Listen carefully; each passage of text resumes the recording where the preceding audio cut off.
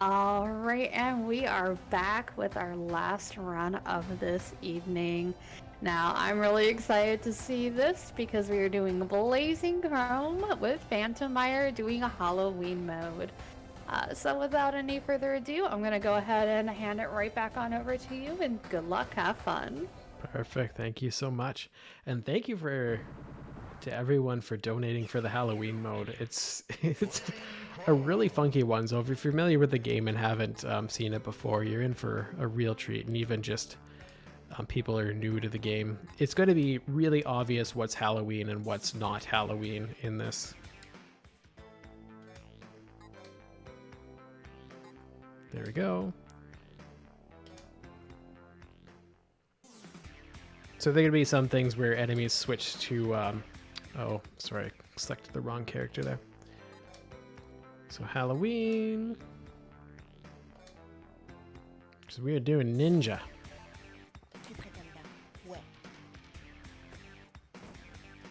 And time will start as soon as I start this stage. So we'll count down in 3, 2, 1, go.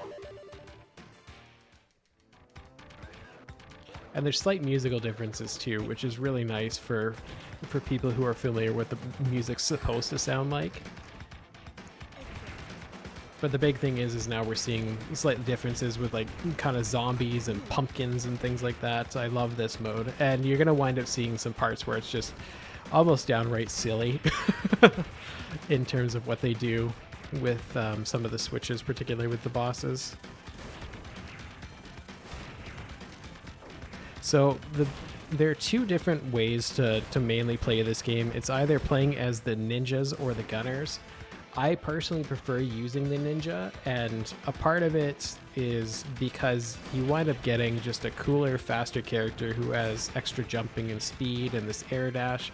But the other part of things too is that I like that you just have one consistent weapon throughout the game. The gunner character is really dangerous and scary because you have to maintain one weapon the entire game mostly, and that's this one big P shot where you have to do this big charge attack and everything, and it's really strong, but it's also, if you wind up getting hit once, it's gone. So we don't want that. We don't want to be doing that, especially in a marathon.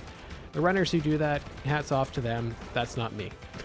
The big thing too that we're going to wind up seeing is you're going to see me slashing, and it's kind of a pattern based thing. Like, you can't just mash just quickly as possible. There's kind of a rhythm to it.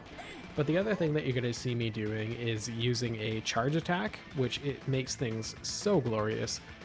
So when you see me not hitting, it's when I'm doing a charge attack, and that's where I unleash that big blade swipe across the stage. So you kind of get a mix of like the run and gun. So like if you're familiar with Contra 3 and hardcore, you kind of get that style, but then you also sort of get like Metal Slug vibes with this. So it's a really, really cool game. It's these Brazilian developers who did this, and I absolutely adore them. They've done Oniken, Dallas, and now they're working on a game called Moonrider. And during the Steam Summer Sale, this is actually on sale for 60% off, I think. So if you haven't played it, now is the time. Highly, highly recommend it. So this is the first instance where you're going to wind up seeing the sort of like silliness with the Halloween mode. Because as I'm sure you can imagine, that boss does not typically have a panda head. I don't know why they included this mode, but I'm certainly not going to complain about it. I absolutely love it. And we get another panda hat. So this one, the first part of the form we don't actually do any damage on. It's this core part that we're doing the damage on. We need to do the damage on the head to open it up. Oops.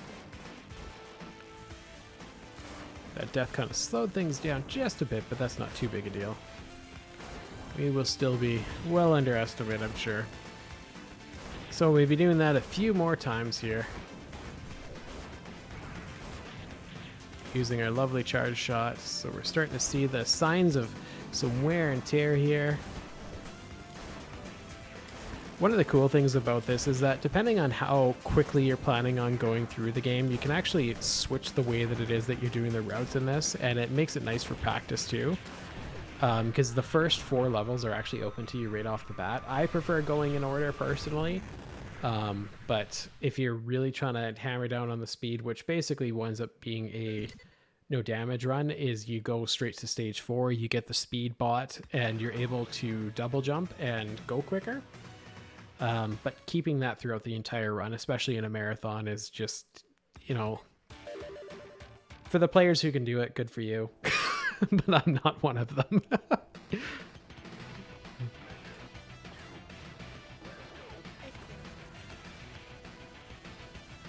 So now we get the auto scroller, but probably my favorite auto scroller in any of these types of games, because it's actually a little bit different in the respect that it's not just like here's this fixed amount of time. You're actually encouraged to kill the enemies quickly to be able to advance the screen a little bit more. Plus there's a lot going on where you're not just sort of sitting around. Like, it feels like you're making progress, which is really lovely. So this is especially where you're going to see me taking advantage of the charge shot. And the other nice thing too, I can bounce on some of these enemies, which rather than doing the charge shot, we just bounce on their heads, no big deal, move them right along. And the advantage of that is then I don't have to just do another charge shot or another slash on them. I'm able to keep charging and take down other enemies while I just simply hop on them. Makes things very nice and cozy.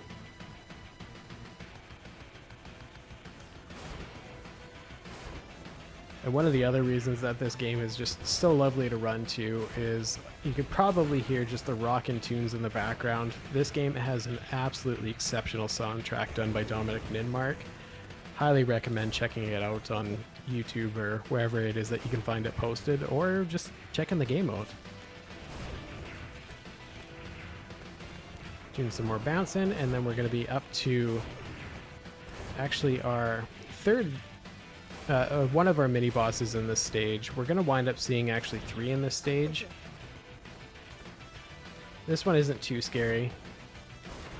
We just kind of hang out front here, slash it, avoid this laser, and then take it down, hopefully before it starts throwing some bombs at us. There we go. Easy peasy.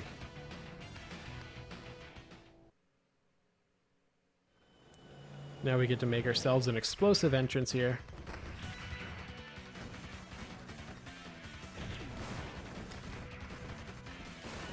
And I didn't really talk about the power-ups as well, in terms of, like, I just mentioned the speed, but I'm using this defense one just because it makes life a little bit easier. You get two free hits using it, which is really, really nice.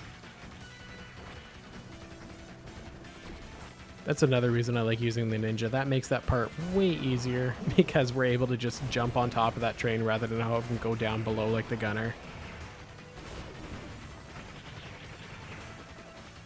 And there are definitely going to be instances where, sort of similar when I was playing hardcore and doing the slide, where you're going to want to take advantage of the roll, both in terms of just the safety of it and then in terms of the speed that you get from it.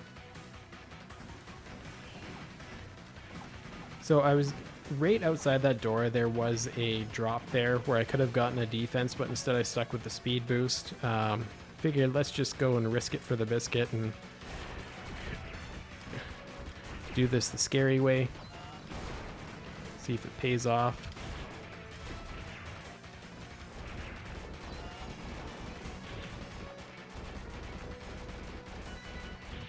Okay, there we go. Not too bad. And then now we're going to be on the third stretch of this level. And one of my favorite bosses to take out. Coming up very shortly.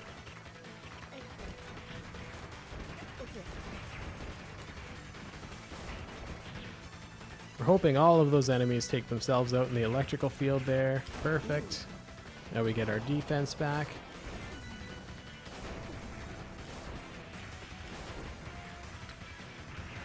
The big reason that we hope that those enemies take themselves out in the electrical field there is because they can actually follow us throughout the whole stage. They're really, really persistent.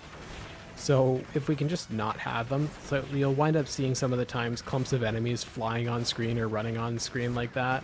And that's just because they will follow you out throughout the whole level if they don't take themselves out. Okay, and with that, we're going to be on to the boss of this stage, which we're hoping to one cycle. Let's see what we can do here.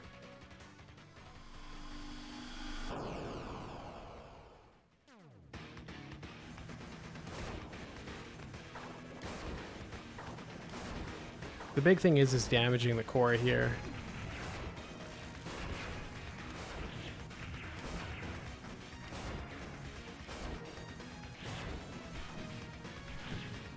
Oopsies. Blended some inputs there. Hopefully it's not going to matter too much. We should be able to take this out before it flies up. There we go. We really don't want that thing to fly up into the back of the screen because then it starts getting these lightning attacks and it gets all flashy and it's just a total pain in the butt and takes forever. So if we could avoid that, all the better. I blended my roll and didn't get my iframes and just got shocked. So it would have been taken out a little bit earlier, but sometimes my fingers smush too many things at once. So if you don't like spiders, sorry about the bosses in this level. You will see a couple of them here.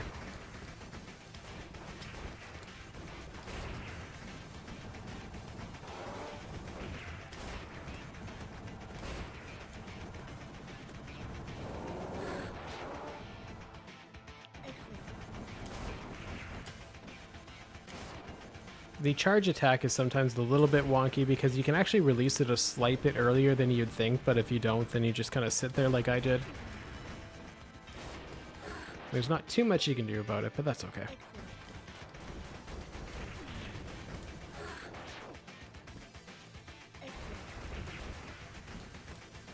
We have infinite continues, so any of these deaths are not too big a deal. We'll actually wind up taking deliberate continues at certain points just to be able to make sure that we have some safeties and die at like an ideal point rather than wasting a whole bunch of time risking it where we don't need to.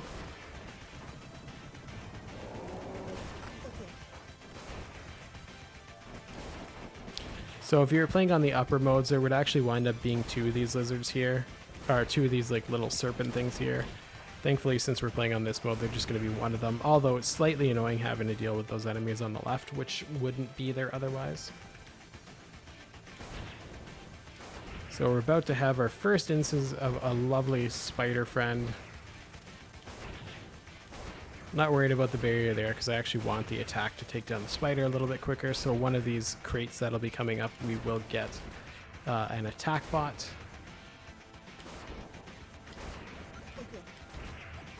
So those other weapons that you see where I'm picking up like P and W and stuff like that, right now all they do is give me points. If I was the gunner, they'd be giving me weapons. About that here. As you can see, there's a very generous hitbox with respect to just slashing upwards, which is really nice because it makes certain things a little bit easier. There we go, one spider down. And then we're going to be seeing a little gross spidery thing that turns into a robo spider. So if you don't like them, I'm sorry.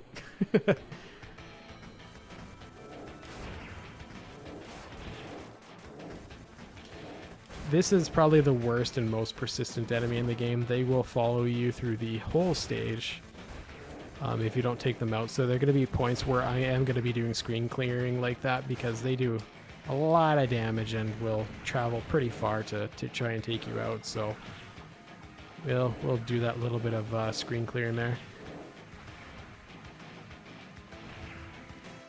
The only reason that we're really using this mech here is just for a tiny bit of safety. We don't actually need it for damage output or anything like that. It's kind of fun to use, but at the same time, it's just there to make sure that I can get through some of these parts and make them a little less scary. And now we have our defense bot where we have our lives here, no big deal. Now probably my favorite song in the game right here. It's kind of grungy, industrial kind of thing. So we're going to take out these eyes. Those have a specific amount of hits that you have to take on them. These ones are a little bit side for pockets, for lack of a better word. We actually have to take out these serpents a certain, like, X amount of times, and then they'll start shooting acid and be gone. So it's kind of an interesting mechanic there, where it's not about doing damage output, it's about sort of like a survival and a fixed amount of health there. There we go. And now our Robo Spider is coming about. Not too scary. It can kind of wander around wherever it is that it feels like. But the big thing is that once it stops moving around, generally that's when you're going to kill it. And then we're going to be moving on to the fourth of the stages that we can, the fourth and final of the stages that we can do in any order. And then we'll be moving on to the final two. This one's kind of a mix of the auto scroller as well as a just sort of like the regular platforming that you've been sort of getting familiar with.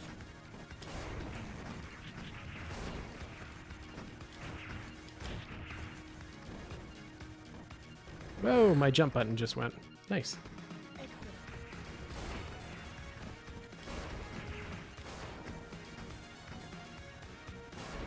Nothing quite like chewed up inputs. And enemies shooting you off screen. That's okay.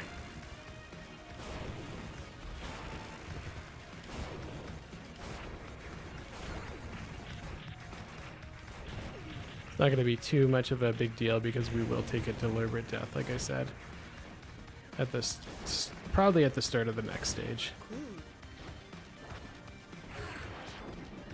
So we're going to get an extra life here, just for a little bit of a buffer.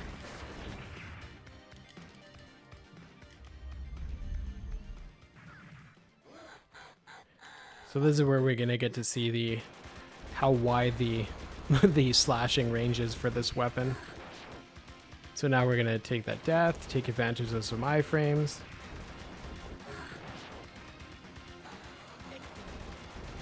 Not being kind, but Zed actually does whatever it is that he feels like, so sometimes we're just sort of stuck with what Zed wants to give us.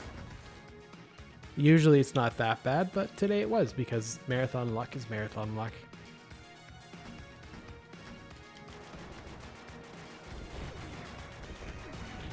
We'll be getting a defense here and taking some safeties, so it's not going to be too bad.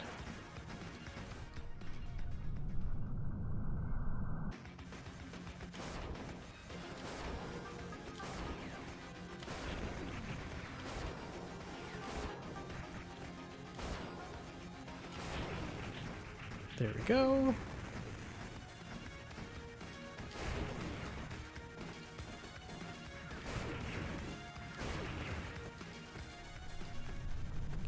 And this is another reason why I like using the gunner.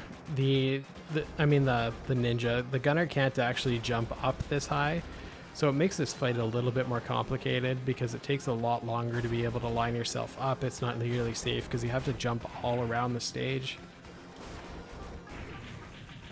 But instead, this one we get to kind of just jump up, other than the laser cannon in the middle.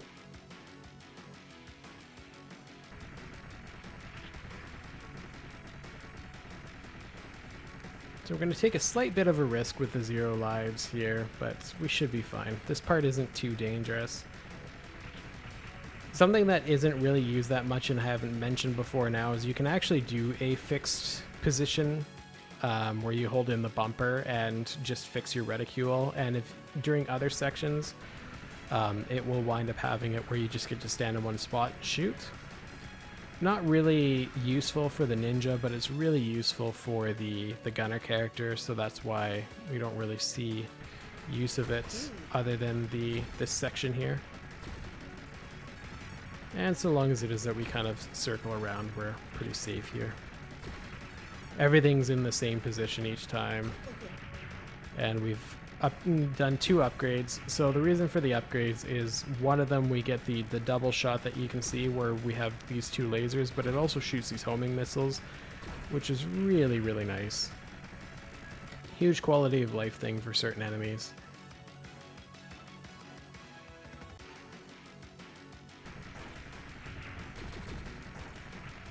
So now we can just do the fixed position and sort of circle around, which will be really safe and let the missiles sort of take care of any of the scraps. Thankfully, these electrical gates are in the same position each time, so it's not too much of a worry. Because otherwise that spot would be very scary. Same as these gates opening, same position each time.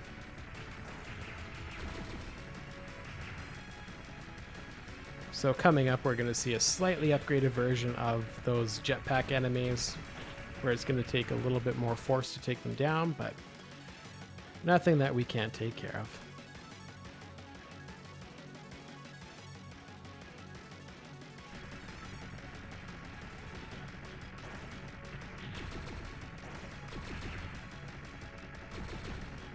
And there it's gone. It can be a little bit scary, especially when you wind up having the downgraded weapon, but generally it's not too bad, regardless. And this is where the fixed position gets really important, because here's our boss of the stage.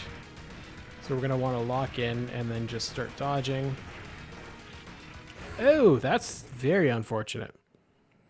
That shouldn't have happened. Well, I hope you like that section, because we're seeing it again. That's okay.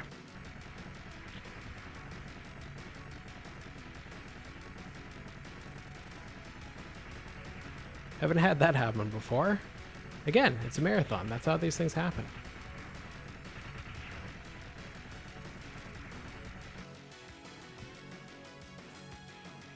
So you're going to be seeing the same thing, but a lot more lives and a lot less worry.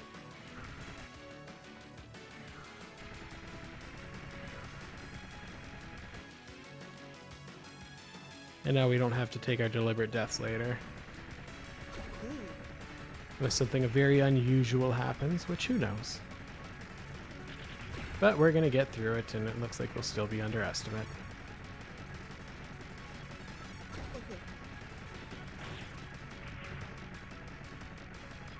Plus I know you all just want to see some more run and gun action. It's a beautiful game.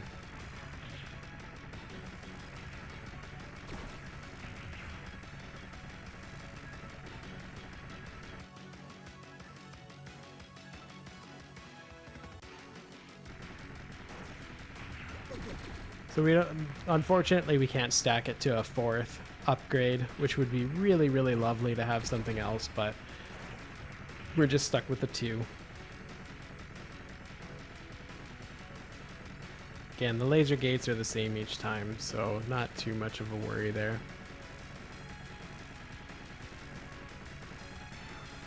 And even if you have plenty of time to be able to react to them.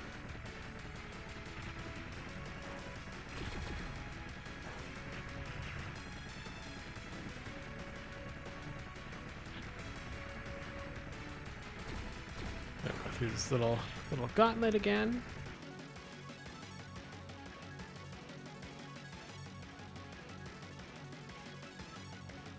Take out the few jetpack enemies, and then we're gonna go back to the boss, and then obviously kill it without getting hit, because that's how this winds up working.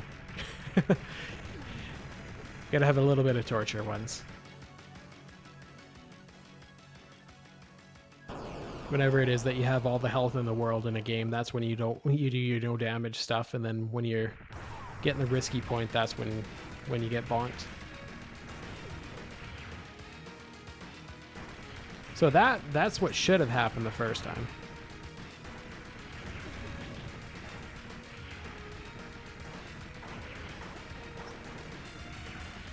And then we're gonna take a couple more hits, and then it is gone.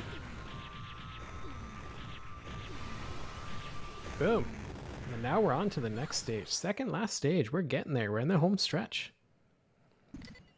The run and gun block is nearing its end.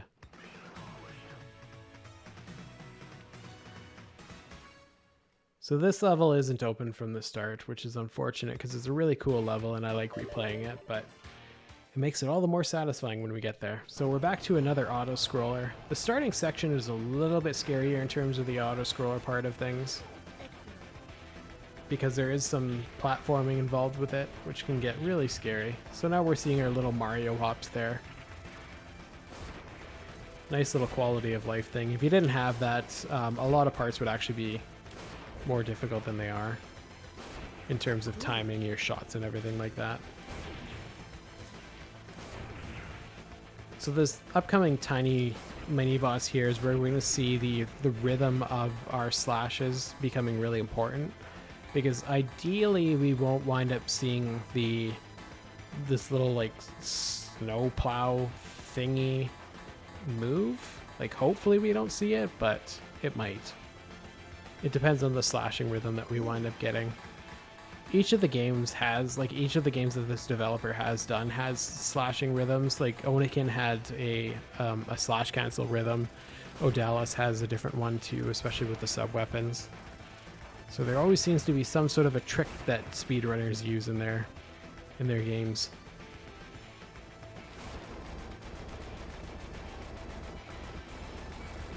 I do it based on a sound cue, and that I couldn't see it, but that sounded just spectacular, and it was. Thankfully.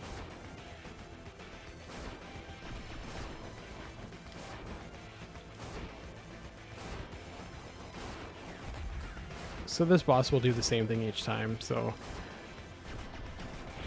not too much to worry about there. The patterns are pretty easy to respond to and avoid.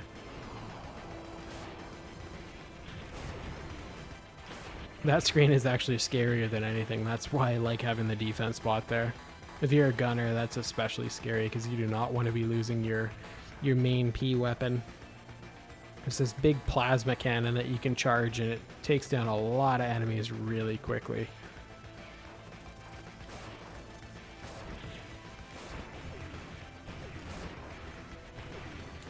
That part is also where using the ninja is nice, because you can do the air dashing, which you can't do with the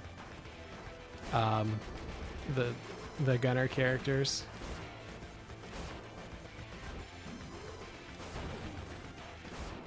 And many of the attacks don't have piercing abilities like the ninja slash. It was interesting when we were all sort of planning around this game and sort of routing and everything like that. It was thought that the characters that were kind of in balance, but if you play correctly with both of the characters, it's actually it's just as quick to play as either the ninja or the gunner. It's just more of a preference at that point in time, but the preference is like one's a lot scarier. Because if I just died there with the gunner character, that would just be like run over right here, whereas with the ninja you can still continue on because your weapon's always the same. So now we're going to be using this mech for just a little bit. It's likely going to wind up dying, and we're not too worried about it. We kind of just use it as a steel equivalent of a meat shield for a little while.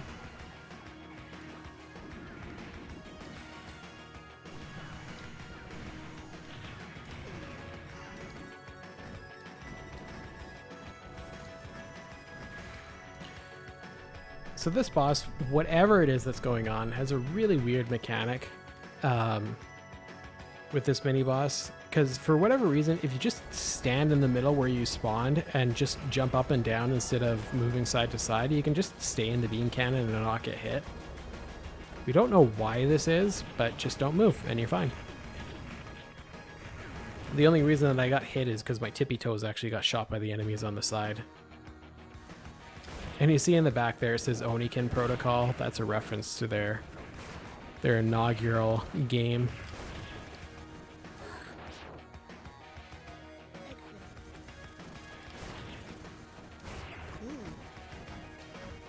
If you keep the mech, you actually wind up going on that top path there.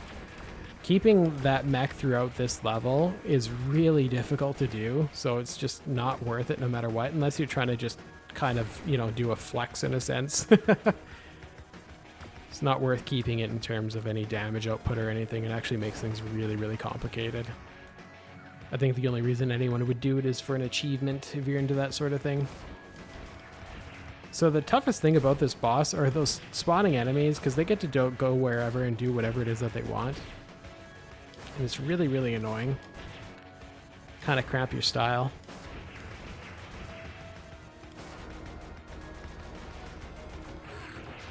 So that's a death that we intend to take. There we go.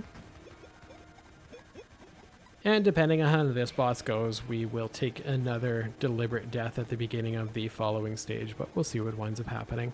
Hopefully we just don't die at all and we're going to be in a good position. But things can get kind of scary here. So it's only vulnerable when it's on the screen like that, and there's nothing that we can do to speed this up other than being efficient at our attacks while it's out of the water, but we can't really draw it out and the patterns are fixed. There we go. That was actually a very nice fight. So now we get this gross bloodying of all that water, even though it's a mechanical serpent thing. Not sure why.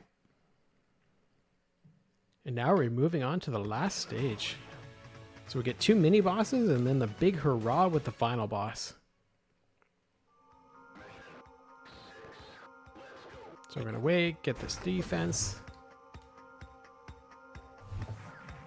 We're not really using the defense for the first one. If we use it, we use it. But the big thing is we want to be able to use it for the second enemy, because even your defense bot has iframes, which we do take advantage of.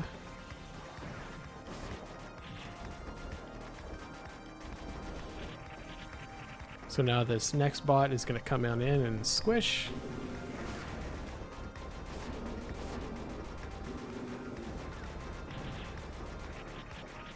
Okay, that was exactly what we wanted it to do. That very rarely happens. Not going to complain about that in the slightest.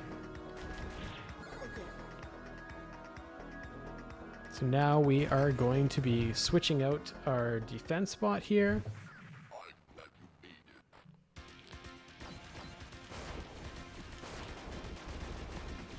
And we are going to be on this last...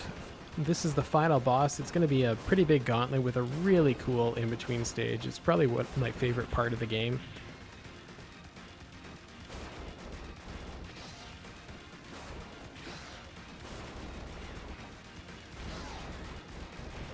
There we go. And then now we're going to have it switching to this robot. The first part is just going to be taking out its head. But then the next parts are going to be the fun part where things get kind of funky. Okay, so that was a really bad slashing rhythm. So I shouldn't have gotten hit there, and it should have gotten killed before it fired, but not much you can do about that. So you're going to be seeing me do a slight delay with attacking it, even though I could attack it sooner. The big reason for that is because we want to hit both diamonds at the same time, or rhombuses, or whatever it is that they are. I don't know the 3D shape. You'd think I'd learn after all this time. And now we're going to see this kind of funky zone twice. This part is totally random in terms of where all these boxes and enemies spawn. The amount of enemies is always the same, but where they spawn is totally different, which can make things very irritating sometimes. Because sometimes you get it where you can hang out one side and nothing's going to stop you. And then other times you get some very scary patterns. Thankfully, that was very kind to us. Let's see if we can do a swag roll. Nice, nice. 2 swag rolls. There's no reason to do that. It's dangerous and saves absolutely no time, but, you know, swag, that's just, you go for it. So we're going to be fighting 2 clones. There's going to be one of the gunner and then one of the ninja character. We'll see if we wind up getting the ninja counterpart or the clone of with the next one. As far as I know, there's no way to be able to determine what pattern it is that you get with your clone character. Okay, so now we're on to the final zone here. So we're going to be going through a similar area. where we're going to be taking down either our clone or the other ninja character. Oops. Lost an input there.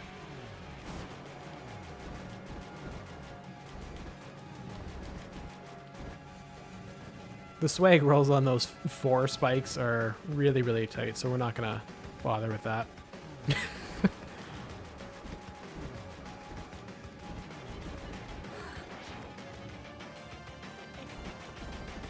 We have plenty of life. This is going to wind up being time very shortly. We're going to take down our clone here, use the iframes to take out the rest, and then as soon as the boss, we come back to the boss and it explodes, it's going to be time in 3, 2, 1. There we go. And that is Blazing Chrome. GG, that was an awesome run. Thank you, thank you. I will say my favorite part was the panda head hat, whatever that was on top of that boss. Like, I really wish that they threw more party hats on some of the other bosses, but at least we got our pumpkins and skeletons and everything instead of just robots. So I was happy to see the Halloween mode. but yeah, GG on the awesome runs. I mean, you killed it tonight. Well, thank you so much. All right, real quick, before I let you say your whatever shout outs and everything, I do want to give a shout out to Chopes X for that $20 donation. Thank you so much for that donation. We are like not even $4 away from 700. Wow. So thank you so much. Yeah. All right. So Phantom, anything else you would like to say before we get on to our next block, which is, you know, the all-important sleep block? Absolutely. We'll just do a couple of quick shout outs here. I mean, one obviously for I have my Phantomire name pun, the OnlyFans. I will die on that hill, and until I get a lawsuit, I'm going to continue to call everybody OnlyFans. Thank you so much for all the support to all of the OnlyFans. Thank you for having me here, and then shout outs to both of the communities that really, without all of their support, I wouldn't be here, both for the Contra communities. At any of the levels, everybody's really accepting and open of so many different runners. The same as the Blazing Chrome community. Everybody's just really excited to see new runners and new people getting in here. So regardless of what time it is that you think you can put down, just come on in, have fun. That's what speedrunning is all about. And myself and any of the other runners would be glad to support you. So hit us up at any time and we would love to have you there. And otherwise, thank you so much for having me. And I'm really excited to be a part of this event and really excited to see how far we are already in just day 1 of 3 of this marathon. Yeah, Chad is absolutely killing it. All right, everybody. Well, that is going to be the end of day